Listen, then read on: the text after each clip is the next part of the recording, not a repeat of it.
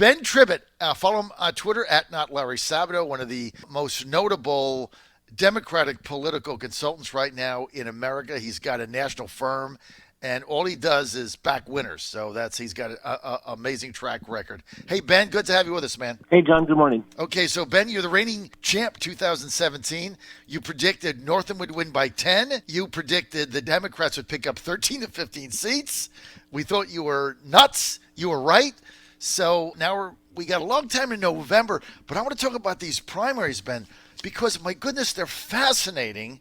Do you mind if I start in Northern Virginia? Can we start there? Just kind of get your evaluation. Sure. Okay, so a couple of them that are off the kind of the state radar screen, but you got two Commonwealth's attorneys in Northern Virginia being challenged by very left-wing George Soros-funded challengers that have given these people a ton of money, and McAuliffe's backing them as well. But the Commonwealth's attorneys being challenged in the Democratic primary are pretty reasonable guys. They've done a good job. What is going on here? Well, there's a lot of issues, I think, that are going on at once here, John, but primarily what's going on is that there's a fight over gun rights restoration. When Terry McAuliffe did his civil rights restorations en masse in 2016, he included gun rights along with voting rights.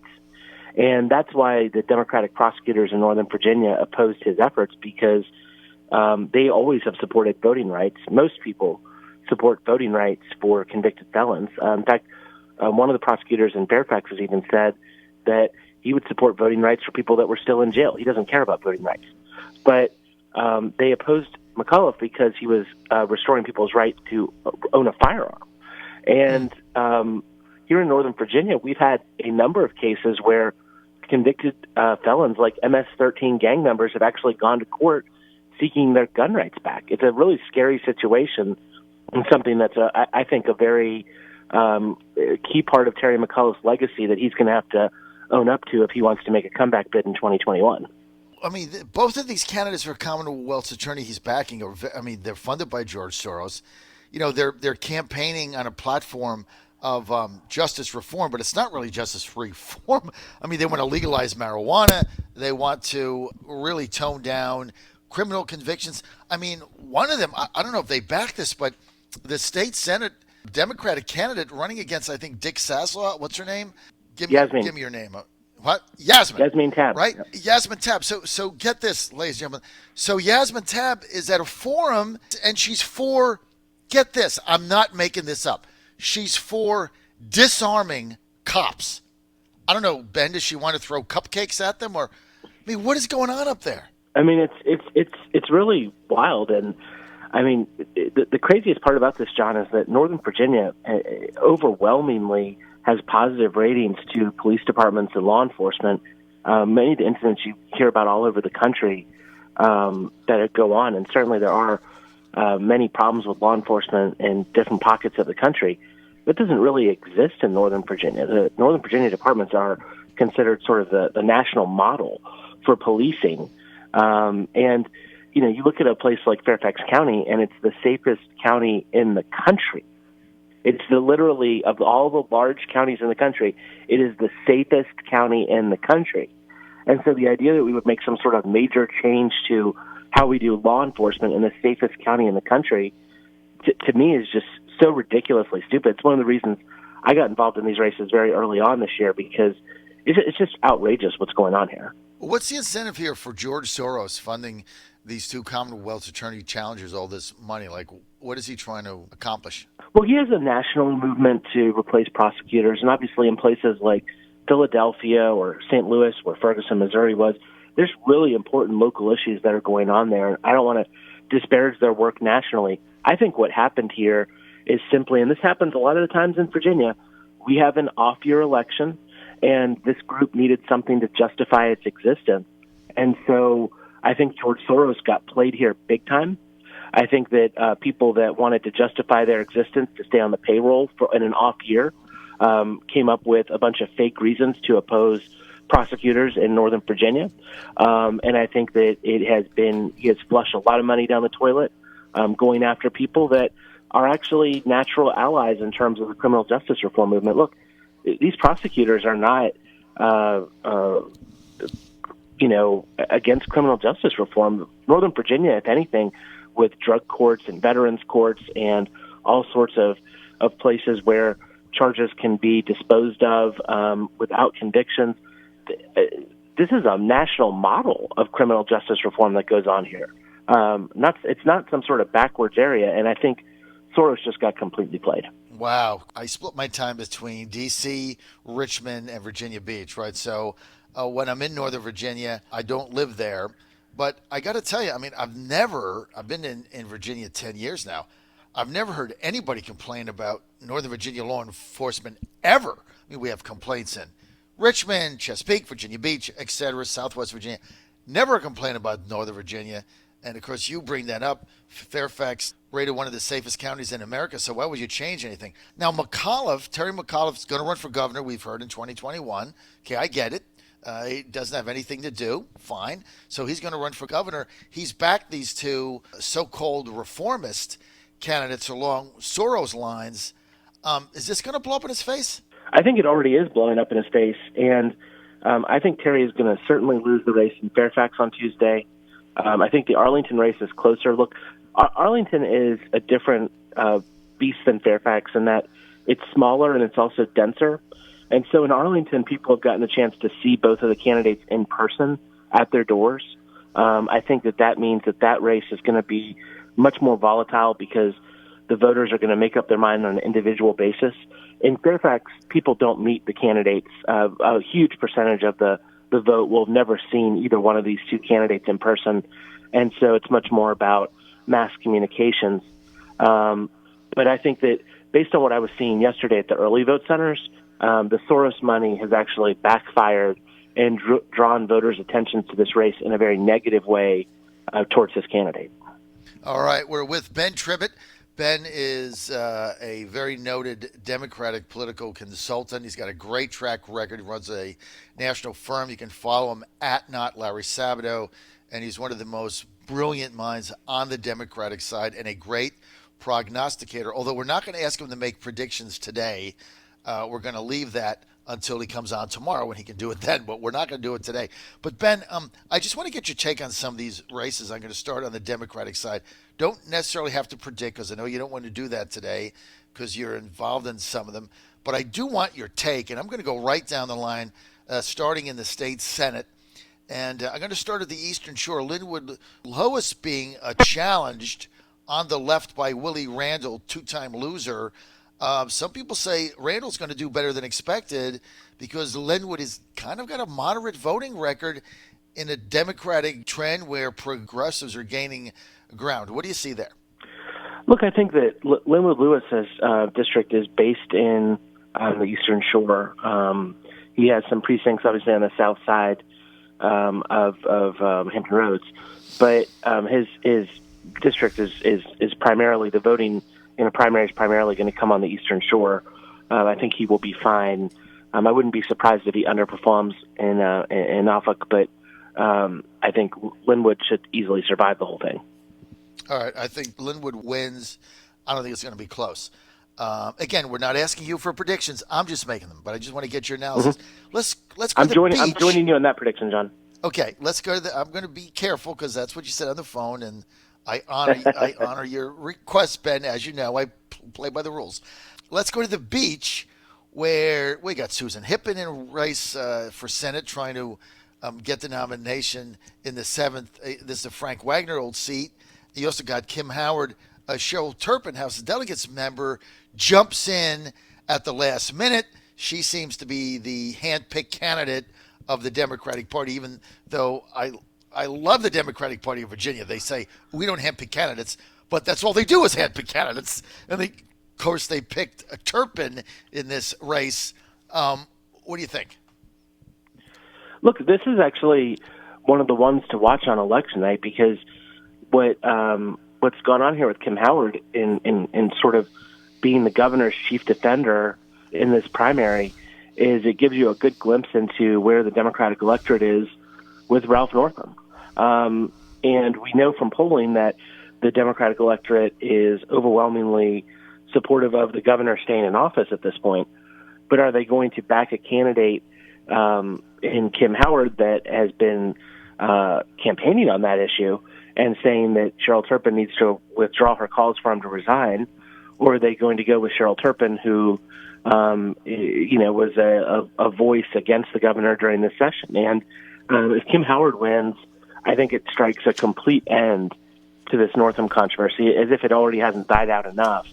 A Kim Howard victory tells you that Democratic primary electorate is actually actively ousting people who were opposed to the governor, and that will be the end of that controversy. I think Turpin wins. She's got the name ID. I don't think Howard can sustain herself on predicting Turpin wins. I agree with your analysis, though. If she gets beat, it kind of ends the whole rough Northam controversy. I agree with that.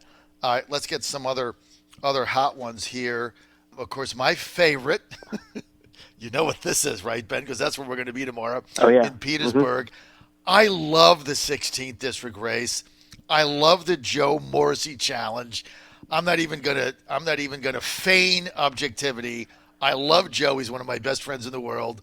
I love what he's done. He's knocked on 10,000 doors. He's being outspent 15-1. Rosdance is banking on the Democratic McKeachin machine and what's left of the rough Northam vote, whatever, the Democratic Party to push her votes out. She's been non-existent on the campaign trail. I think Joe wins this race in a stunning upset. He's getting outspent 15-1. Ben Tribbett, what say you? Well, I think that part of what's going to happen here, and it's always hard to predict a district like this because of different pockets of the district are so different. And obviously, it's a large geographic district also. But I think that what you'll see is that Joe is going to do best in the majority-minority neighborhoods. The district is not entirely majority-minority, though. There are some neighborhoods that are not, and I think that's where you're going to see Rosdance do especially well.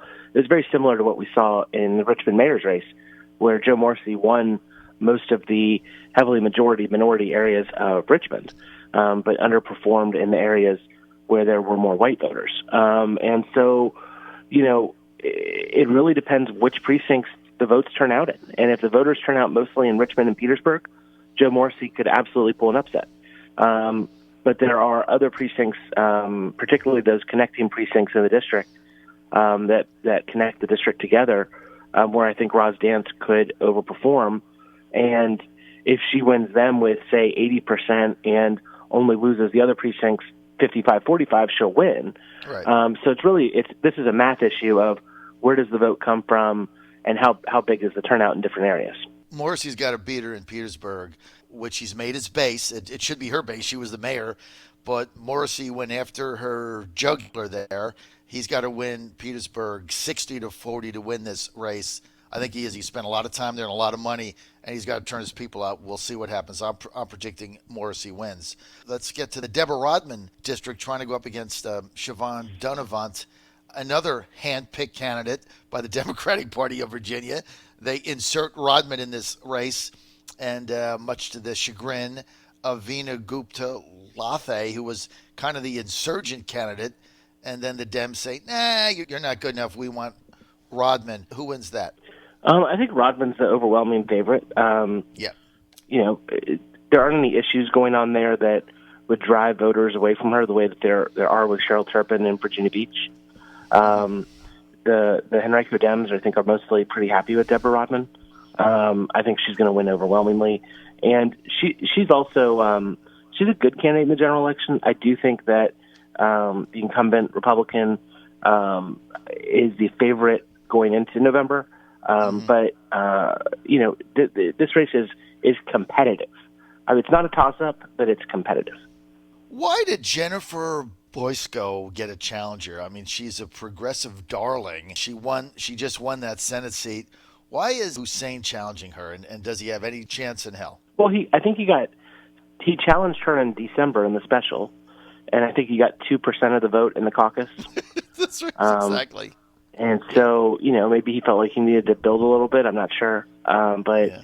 You would think that after getting 2% of the vote that would discourage someone. But, poor election performance in the past does not prevent you from running. Barbara It's that 2%, man. What if he doubles it?